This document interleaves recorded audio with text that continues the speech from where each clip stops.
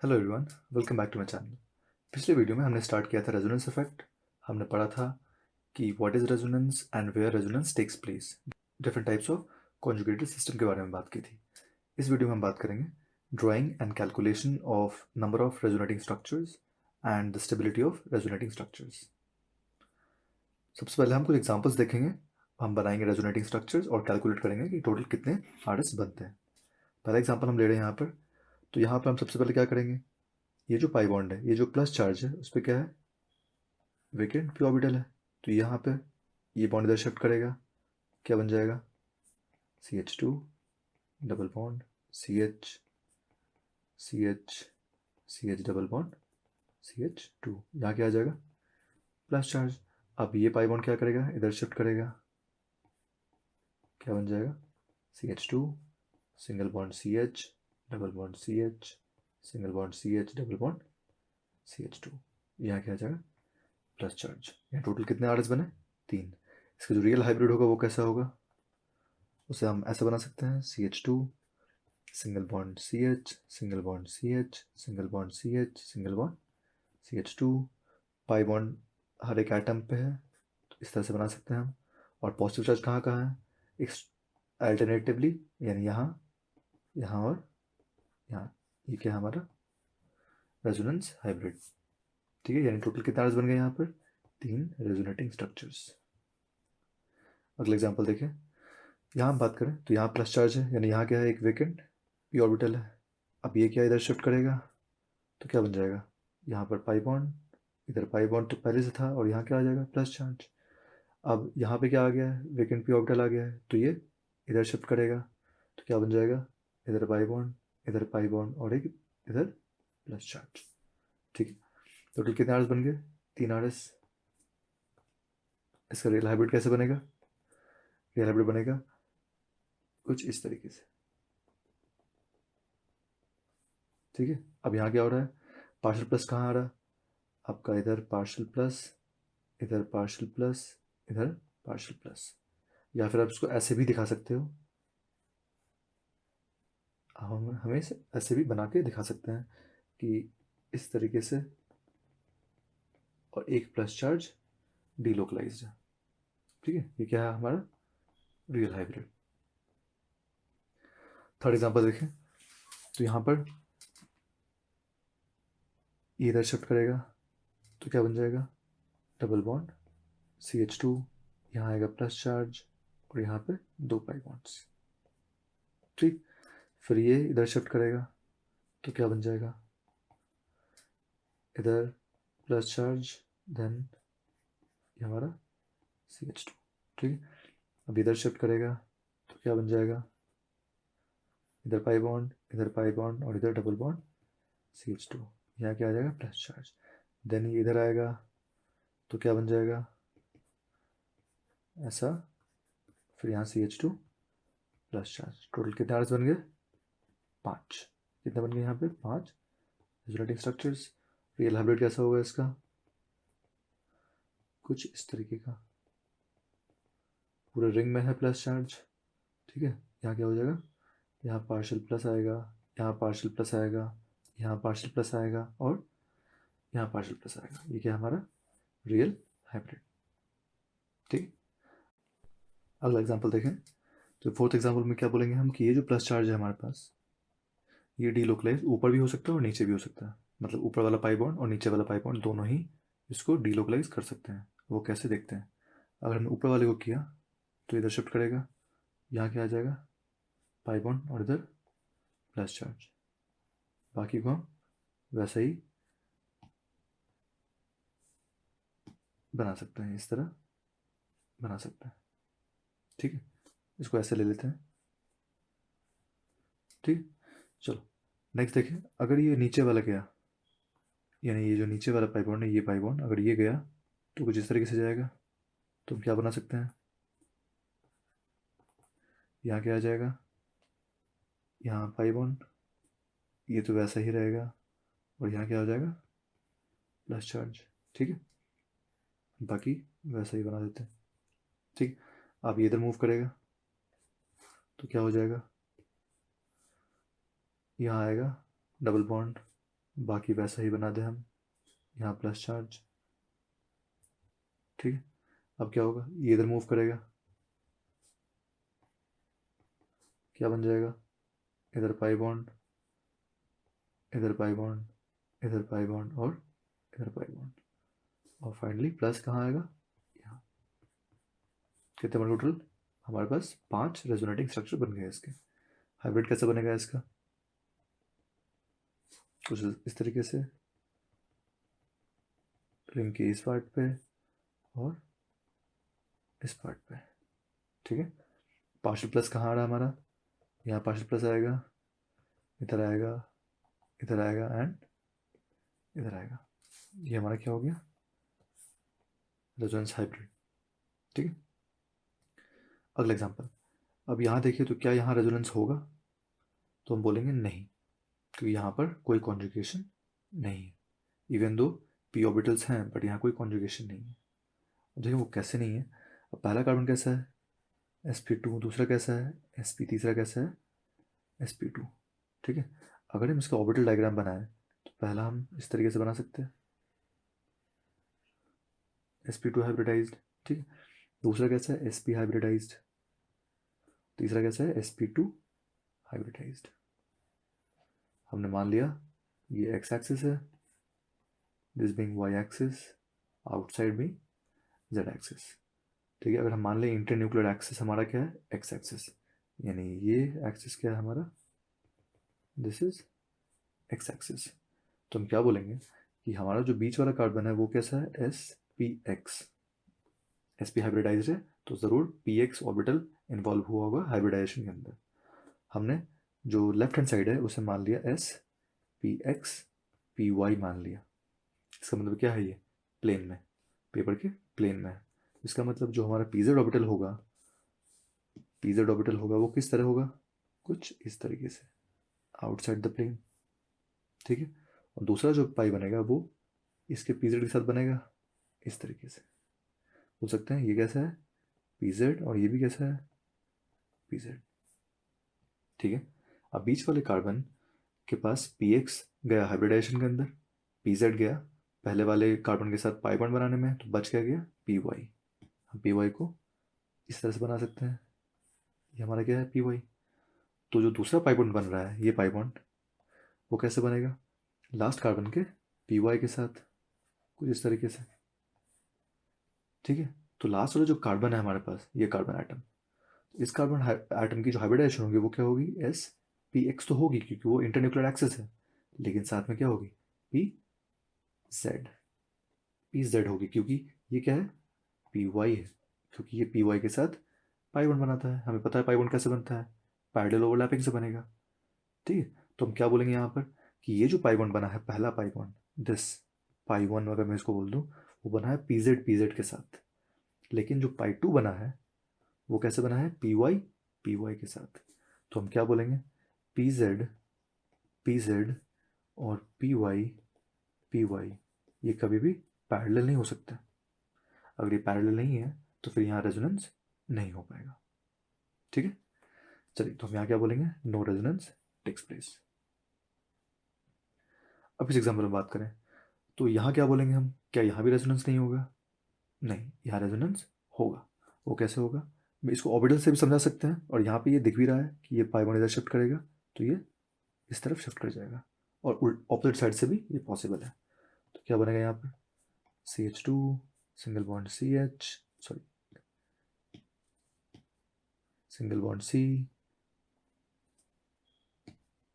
C triple bond C, then CH2, यहाँ क्या आ जाएगा प्लस और यहाँ क्या आ जाएगा माइनस।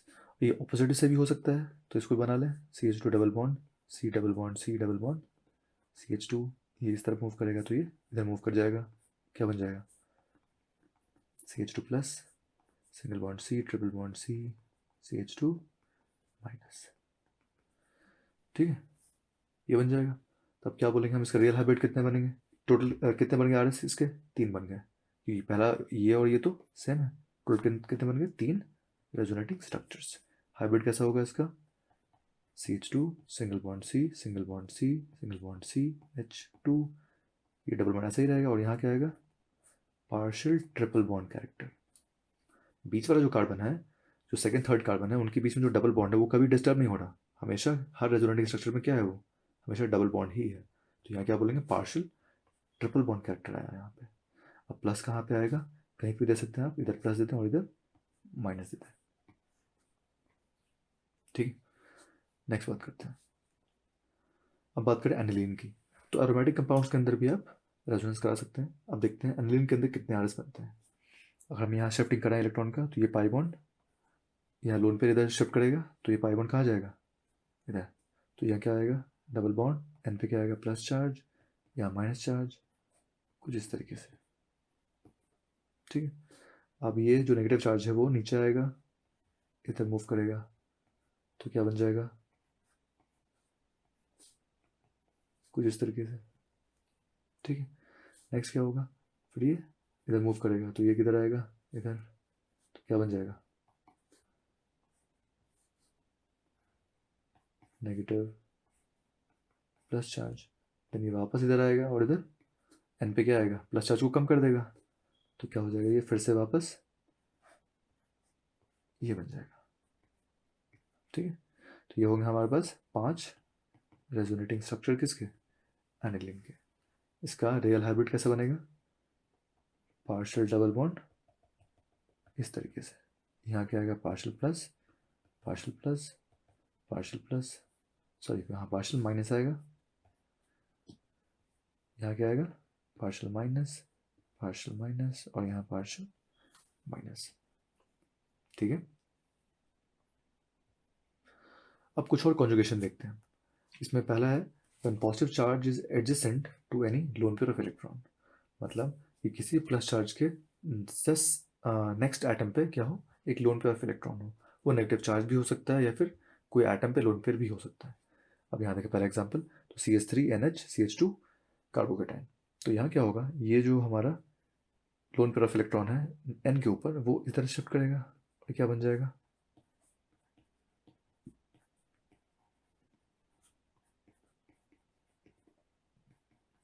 ये बन जाएगा। ठीक है, इसका हाइब्रिड कैसे बनेगा, CH3NH CH2 इस तरीके से। ठीक है, यहाँ क्या आएगा, इधर भी प्लस चार्ज और इधर भी प्लस चार्ज।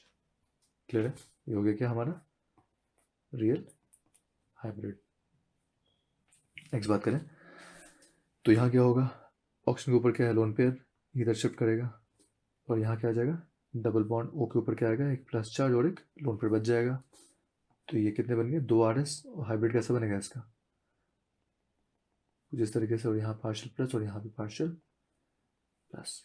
क्या होगा इसका रियल हाइब्रिड। ठीक है, नेक्स्ट टाइप की बात करें, when lone pair of electron is adjacent to an atom having vacant d orbital। तो मतलब क्या है यहाँ पे, जैसे लोन पेयर और d ऑर्बिटल साथ में क्या हो, कॉन्जुगेशन में हो, इसे हम d ऑर्बिटल रेजोनेंस भी बोलते हैं। अब यहाँ ए एग्जांपल देखें, तो CH2F। अब यहाँ मैं क्या बोलूँगा कि F क्या कर रहा है, माइनस आई से इलेक्ट्रॉन विड्रॉ कर रहा। ठीक है, इस तरह से इलेक्ट्रॉन विड्रॉ कर रहा है। हम बोल सकते हैं यहाँ इंडक्टिव इफेक्ट लग रहा है सिर्फ, लेकिन जैसे ही Cl आ गया, आप Cl कैसा है, थर्ड पीरियड का है, 3D इसमें क्या है, वेकेंट। जब 3D वेकेंट है तो हम क्या बोल सकते हैं, ये लोन पेयर इस तरह से कॉन्जुगेशन में है उस 3D वेकेंट ऑर्बिटल के साथ। तो हम यहाँ क्या बोलेंगे, रेजोनेंस हो रहा है। रेजोनेटिंग स्ट्रक्चर कैसे बनेगा, CH2 double bond Cl minus. ठीक है, इस तरीके से बन जाएगा। वैसे ही Br के अंदर भी हो सकता है और I के अंदर भी हो सकता है। यहाँ पे क्या है, 4D वेकेंट और यहाँ क्या है, 5D वेकेंट है। अगर हम एक्सटेंट की बात करें, तो हमें पता है कि कार्बन का 2p, और अगर मैं बात करूँ 2p के साथ 3D 4D and 5D। Extent of overlapping की बात करें तो 3D में सबसे ज़्यादा अच्छा होगा, बिकॉज साइज़ क्या है, कंपेरेबल।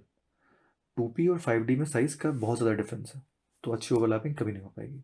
तो हम क्या बोलेंगे, एक्सटेंट ऑफ ओवरलैपिंग सबसे ज़्यादा होगा किसके अंदर, 3D के अंदर, देन 4D के अंदर। ये सबसे टॉप टू बॉटम आएंगे तो क्या होगा, ओवरलैपिंग डिक्रीज कर रही है। Decreasing overlapping. ठीक है, चलिए नेक्स्ट बात करें। अगला एग्जांपल है CH2 के साथ हमने ले लिया CF3 और CCl3।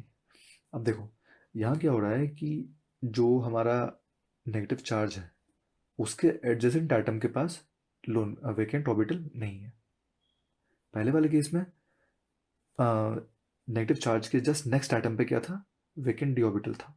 लेकिन यहाँ पे क्या है, नेक्स्ट एटम क्या है यहाँ पे, कार्बन, और यहाँ पे भी क्या है, कार्बन। तो हम यहाँ नहीं बोल सकते कि वेकेंट डी ऑर्बिटल रेजोनेंस होगा यहाँ पे, यहाँ नहीं हो सकता, क्योंकि नेक्स्ट आइटम क्या है यहाँ पे, कार्बन। तो यहाँ क्या बोलेंगे, सिर्फ और सिर्फ माइनस आई ऑपरेट कर रहा है यहाँ पे, और यहाँ पे क्या ऑपरेट कर रहा है, माइनस आई। तो ज़्यादा ऑपरेट कौन कर रहा होगा, फ्लोरीन का हाई EN वैल्यू है, तो स्टेबल ये हो जाएगा कार्बन आयन। क्लियर है। चलिए नेक्स्ट बात करें। यहाँ जो नेगेटिव चार्ज है इस एग्जाम्पल में वो डिलोकलाइज कहाँ कहाँ हो सकता। अब N क्या कर रहा है यहाँ पर, विड्रॉ करेगा माइनस आई से, और यहाँ भी माइनस आई से। लेकिन यहाँ जो फॉस्फोरस है वो वेकेंट डी ऑर्बिटल है तो विड्रॉ ज़्यादा करेगा। तो हम क्या बोलेंगे यहाँ पर कि फॉस्फोरस ज़्यादा स्टेबलाइज करेगा उस नेगेटिव चार्ज को, क्योंकि बस क्या है, वेकेंट डी ऑर्बिटल है। Third period and beyond D orbital vacant हो जाता। अगला एग्जांपल देखें। तो यहाँ जो नेगेटिव चार्ज है, इसलिए नेगेटिव चार्ज वो ऑक्सीजन के पास जो OH2 प्लस है वो सिर्फ माइनस आई से विड्रॉ करेगा। ठीक है, अब वो नेगेटिव चार्ज ऊपर की तरफ जो रिंग है वहाँ तो इक्वली डिस्ट्रीब्यूट होगा दोनों ही मॉलिक्यूल के अंदर, लेकिन दूसरे वाले के अंदर सल्फर के पास क्या है, वेकेंट डी ऑर्बिटल है, वो अपना ऑक्टेट क्या कर सकता है, एक्सपैंड कर सकता है। ठीक है, तो यहाँ क्या होगा, इसकी स्टेबिलिटी ज़्यादा हो जाएगी, दूसरे वाले की स्टेबिलिटी ज़्यादा हो जाएगी। रीज़न क्या हो जाएगा, D orbital resonance, D orbital resonance. ठीक है, अब कुछ इंपॉर्टेंट पॉइंट देखते हैं। जैसे मान लीजिए हमने ये मॉलिक्यूल लिया, तो क्वेश्चन पूछा है which of the following is resonating structure of 1,3-ब्यूटाडाइन। इनमें से कौन सा रेजोनेटिंग स्ट्रक्चर है 1,3-ब्यूटाडाइन का।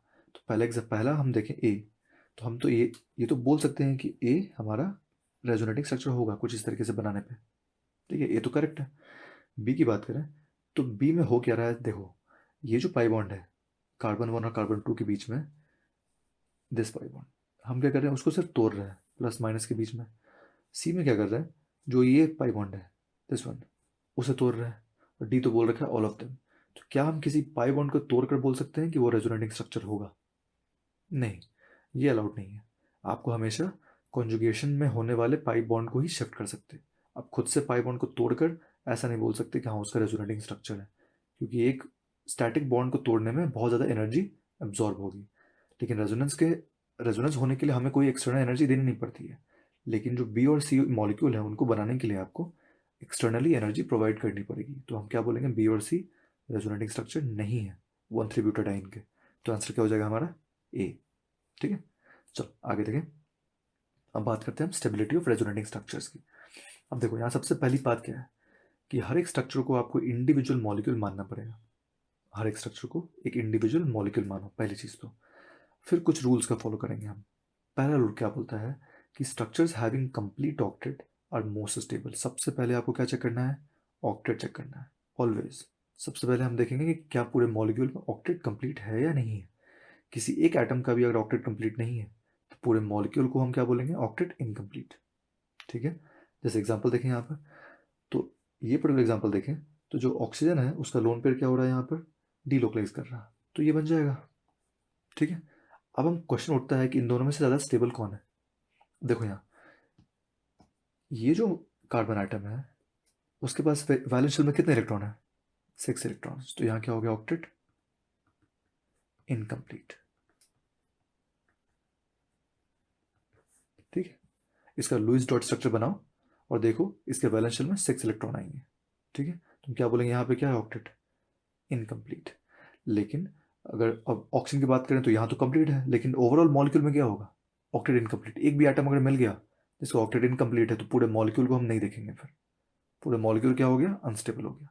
दूसरे मॉलिक्यूल इसकी बात करें तो यहाँ पर देखो कार्बन के आउटर मोस्ट शेल में कितने हैं यहाँ पे, 8 इलेक्ट्रॉन, और ऑक्सीजन के भी कितने हैं, 8 इलेक्ट्रॉन। तो हम यहाँ क्या बोलेंगे, ऑक्टेट कंप्लीट है।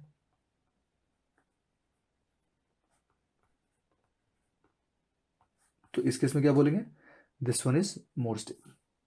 जहाँ ऑक्टेट कंप्लीट है विच इज दैट, जहाँ ऑक्टेट कंप्लीट है that molecule is more stable. ठीक है, चलो रूल नंबर 2 क्या बोलता है कि नॉन पोलर मॉलिक्यूल्स यानी जो अनचार्ज्ड मॉलिक्यूल्स हैं that are more stable than charged ones. अब वो कैसे, देखो यहाँ, जैसे मान लो कि हमने ये मॉलिक्यूल ले लिया, ठीक है, तो पहले वाला जो हमारा ये स्ट्रक्चर है तो उसमें कोई चार्ज नहीं है, दिस इज न्यूट्रल। ठीक, और दूसरा क्या है, चार्ज्ड, दिस इज चार्ज। तो हम क्या बोलेंगे, हमेशा न्यूट्रल मॉलिक्यूल ज़्यादा स्टेबल होगा। लेकिन कंडीशन क्या है, ऑक्टेट कंप्लीट होना चाहिए, और ऑक्टेट कंप्लीट दोनों में ही है, यहाँ पे ऑक्टेट कंप्लीट दोनों में ही है, लेकिन हम बोलेंगे न्यूट्रल मॉलिक्यूल ज़्यादा स्टेबल होगा as compare to charge ones. Rule number 3 की बात करें तो more covalent bonds more stability. Rule number 4 क्या बोलता है, इलेक्ट्रोनेगेटिविटी। तो यहाँ क्या पढ़ते हैं हम कि हाईली इलेक्ट्रोनेगेटिव एटम के ऊपर नेगेटिव चार्ज मोर स्टेबल, और लेस इलेक्ट्रोनेगेटिव एटम के ऊपर पॉजिटिव चार्ज मोर स्टेबल। ठीक है, मतलब जैसे कि कोई हाईली इलेक्ट्रोनेगेटिव एटम हुआ उसके ऊपर नेगेटिव चार्ज ज़्यादा स्टेबल रहेगा क्योंकि वो उस नेगेटिव चार्ज को होल्ड कर पाएगा, लेकिन किसी लेस इलेक्ट्रोनेगेटिव एटम के ऊपर पॉजिटिव चार्ज स्टेबल रह सकता है, उस पर अगर नेगेटिव डालेंगे तो उसे वो होल्ड नहीं कर पाएगा। देखो जैसे मान लो कि हमने ये एग्जांपल लिया, तो यहाँ क्या होगा, ये लोन पेयर अगर इधर शिफ्ट किया तो क्या बन जाएगा, NH2 double bond CH OH, यहाँ क्या आएगा, प्लस चार्ज। अगर ये इधर शिफ्ट किया तो क्या बन जाएगा, NH2 single bond CH double bond OH plus charge. अगर इन तीनों में पूछा स्टेबिलिटी का ऑर्डर तो हम क्या बोलेंगे, सबसे पहले चेक करेंगे ऑक्टेट। तो ऑक्टेट में तो ये फंस गया, यहाँ ऑक्टेट क्या है, इनकम्प्लीट कार्बन का, तो हम क्या बोलेंगे, अगर मैं इसे A बोल दूँ, इसे B बोल दूँ और इसे C बोल दूँ, तो A इज लीस्ट स्टेबल। ठीक है, B और C में कंपेयर करें तो दोनों में क्या है, ऑक्टेट कंप्लीट, लेकिन एक में नाइट्रोजन पे प्लस है, एक में ऑक्सीजन पे प्लस है।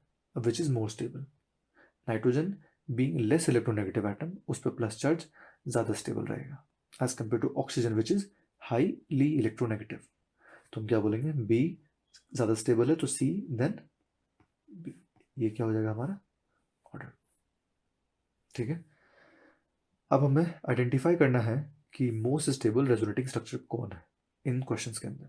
तो पहला एग्जांपल देखें तो इसमें पूछेगा, तो देखो सबसे पहले चेक करेंगे हम ऑक्टेट। ऑक्टेट क्या है, कंप्लीट, हमें दिख रहा है कि ऑक्टेट सारे आइटम्स का यहाँ क्या है, कंप्लीट।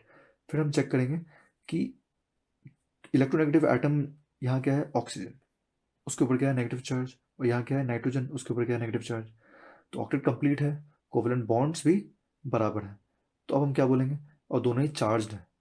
ठीक है, ईएन वैल्यू का जो रूल है वो क्या बोलता है कि हाईली इलेक्ट्रोनेगेटिव एटम यानी कि जो ऑक्सीजन है उस पर नेगेटिव चार्ज ज़्यादा स्टेबल होगा। ठीक है, तो हम क्या बोलेंगे, this one is more stable. ठीक, सेकेंड एग्जाम्पल देखें तो यहाँ देखो, अब ये जो कार्बन आइटम है यहाँ क्या, ऑक्टेट इनकम्प्लीट हो गया, जबकि दूसरे मॉलिक्यूल में ऑक्टेट क्या है, कंप्लीट। तो हम क्या बोलेंगे, दूसरा molecule is more stable then the first one, simple. Third देखें, थर्ड में क्या है, पहला मॉलिक्यूल देखें तो ये न्यूट्रल है और दूसरा क्या है, चार्ज्ड है। कोवेलेंट बॉन्ड्स की बात करें तो पहले में ज़्यादा है, दूसरे में कम है। ऑक्टेट की बात करें तो पहले में ऑक्टेट कंप्लीट है, दूसरे में ऑक्टेट इनकम्प्लीट है। ठीक है, तो हम क्या बोलेंगे, पहला मॉलिक्यूल ज़्यादा स्टेबल होगा। क्लियर, अगला एग्जाम्पल देखें, एग्जाम्पल नंबर 4 में बात करें तो पहला मॉलिक्यूल कैसा है, न्यूट्रल, दूसरा कैसा है, चार्ज। फिर से न्यूट्रल इज मोर स्टेबल। ठीक है, अगला देखें तो यहाँ क्या हो रहा है कि प्लस चार्ज, प्लस चार्ज देखो यहाँ एक में ऑक्सीजन पे है और एक में नाइट्रोजन पे है। हमने पहले ऑक्टेट चेक करना है, तो ऑक्टेट तो कंप्लीट है, नंबर ऑफ कोवेलेंट बॉन्ड भी क्या है, बराबर है, सब कुछ क्या है, दोनों ही चार्ज भी हैं। तो आप देखेंगे ईएन रूल, ईएन रूल क्या बोलता है, हाईली इलेक्ट्रोनेगेटिव एटम पे प्लस चार्ज अनस्टेबल है, तो हम क्या बोलेंगे, नाइट्रोजन ज़्यादा स्टेबल हो जाएगा। ठीक है, अगला एग्जाम्पल देखें, सिक्स एग्जाम्पल में अब यहाँ पर बात करें तो पहला इसमें बात करें तो यहाँ तो ऑक्टेट इनकम्प्लीट है। ठीक है, दूसरी में बात करें तो ऑक्टेट कंप्लीट लेकिन फ्लोरीन पे प्लस चार्ज। तीसरे में बात करें तो ऑक्टेट कंप्लीट लेकिन ऑक्सीजन पे प्लस चार्ज। अब बात करें तो अगर इसे मैंने ए बोल दिया, इसे बी बोल दिया और इसे सी बोल दिया, तो ए तो हाईली अनस्टेबल है क्योंकि ऑक्टेट ही नहीं है उसके अंदर। बी और सी में बात करें तो C की जो स्टेबिलिटी होगी वो ज़्यादा होगी as compare to B, because fluorine और ऑक्सीजन में कंपेयर करो तो ऑक्सीजन के ऊपर प्लस चार्ज रिलेटिवली ज़्यादा स्टेबल रह सकता है एज कम्पेयर टू फ्लोरीन। ठीक है, इसका आंसर हो जाएगा ए सबसे ज़्यादा, ए सबसे कम stable, then B, then C। अब बात करें स्टेबिलिटी ऑफ रेजोनेंस हाइब्रिड की। तो लार्ज कॉन्जुगेटेड सिस्टम जो होते हैं आर मोर स्टेबल, मतलब ज़्यादा कॉन्जुगेशन हो, एक्सटेंडेड कॉन्जुगेशन हो, यहाँ बोल सकते हैं हम एक्सटेंडेड कॉन्जुगेशन।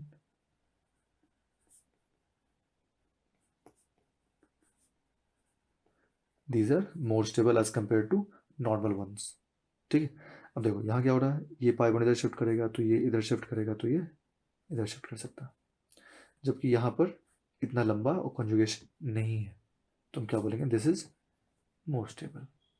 ठीक है, नेक्स्ट बात करें, linear conjugation is more stable then cross conjugation. इसका मतलब बिल्कुल भी ऐसा नहीं है कि क्रॉस कॉन्जुगेशन खराब होता है। पहली चीज़, लीनियर कॉन्जुगेशन अच्छा होता है, लेकिन इसका मतलब बिल्कुल नहीं है कि क्रॉस कॉन्जुगेशन ही is unstable. It is just slightly less stable as compare to linear. ठीक है, चलो यहाँ देखें लीनियर कॉन्जुगेशन कैसे है, ये इधर गया, ये इधर मूव किया और ये इधर मूव किया, तो ये क्या हो गया, लीनियर, यानी एक ही लाइन में क्या है, यूनिडायरेक्शनल कॉन्जुगेशन है। दूसरे बात करें तो ये जो नेगेटिव चार्ज है वो इधर भी आ सकता और ये इधर भी जा सकता है। ठीक है, तो हम क्या बोलेंगे, linear is more stable as compare to cross. But मैं बार बार कह रहा कि क्रॉस अनस्टेबल नहीं है।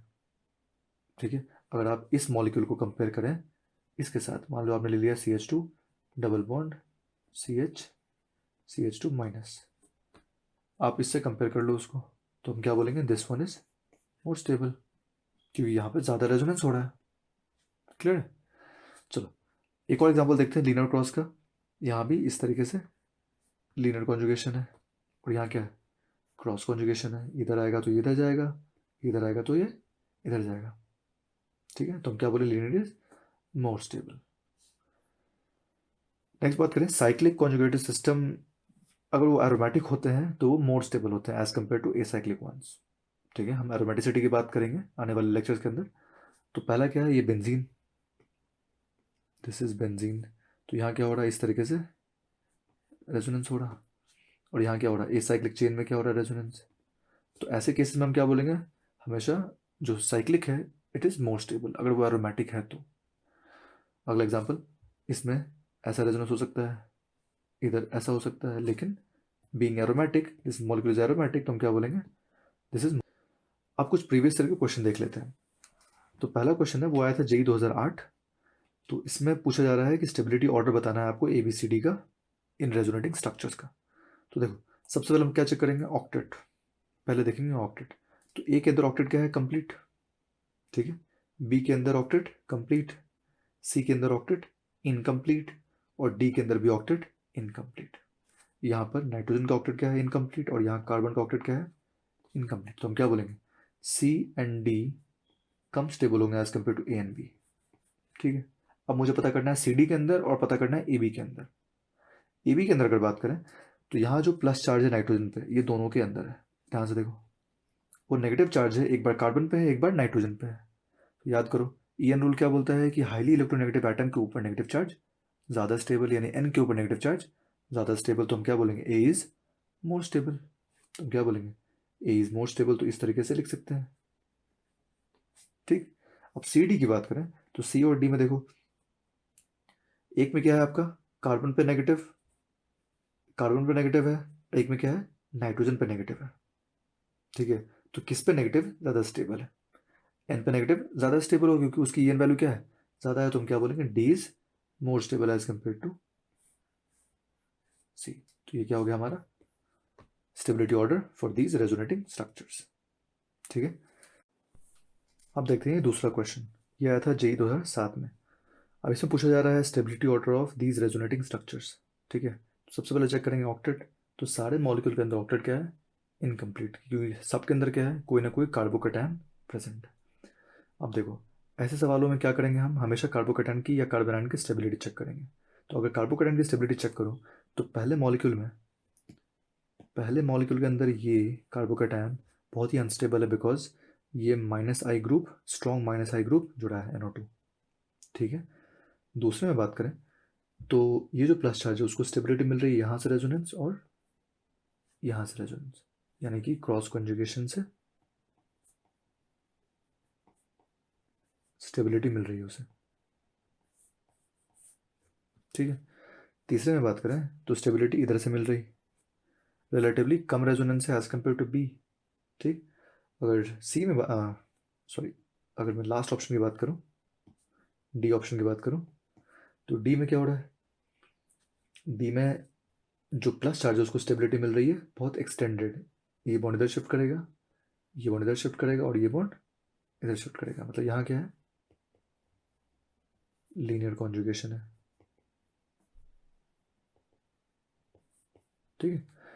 तो देखो अब हम क्या बोलेंगे, हमारा बी सी एंड डी इन तीनों के अंदर क्या है, रेजोनेंस स्टेबलाइज्ड है, हमारा प्लस चार्ज ए में भी है, बिल्कुल ए में भी रेजोनेंस स्टेबलाइज्ड है, but strong minus I group जुड़ा है तो वो अनस्टेबल रहेगा रिलेटिवली, ठीक।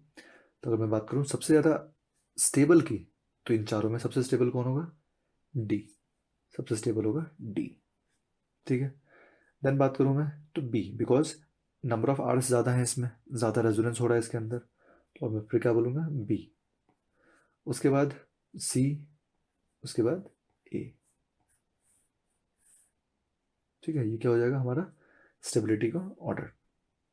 सबसे पहले हम देखेंगे linear conjugation, then cross conjugation, then less number of resonance, उसके बाद बात करेंगे हम इसकी जहाँ पे स्ट्रॉन्ग माइनस आई ग्रुप जुड़ा है, ठीक है।